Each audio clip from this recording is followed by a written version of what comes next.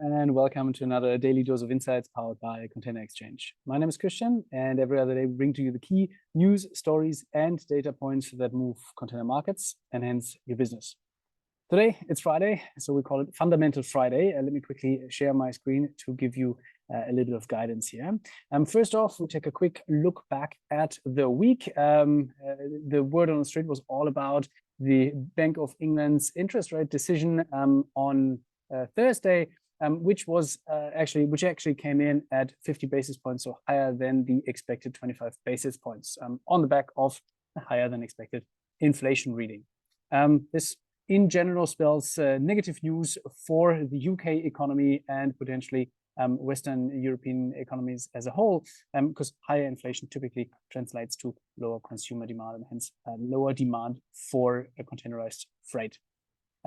In other news, very interesting that I read this morning, in response to the long-standing and now hopefully resolved West Coast labor disputes, Republican senators have started to prepare and introduce a bill into the Senate that would limit the power of unions to an extent, and essentially deter them from the blocking of modernization of ports. The bill also seeks to for unions to then have to pay damages for the economic damage that their actions have introduced or have caused.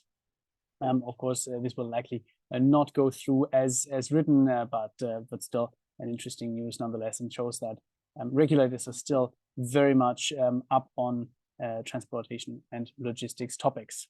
And then lastly, a quick look at Drewry's sort of World Container Index that decreased this week by 3.5% to a 1,535 reading per 40-foot container. I think biggest drivers here of that decrease is the removal of the US West Coast disruptions and continuous global vessel overcapacity versus still sluggish demand ahead of peak season or in the early onset of what we traditionally call peak season.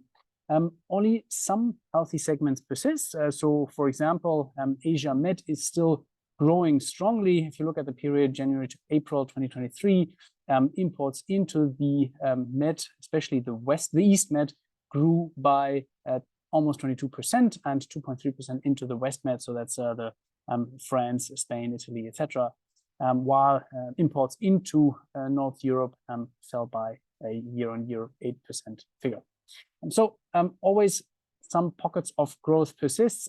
If you want to use more data, more background to improve your decision-making, check out containerexchange.com/insights, where we also publish daily press reports and our daily dose of insights to give some guidance.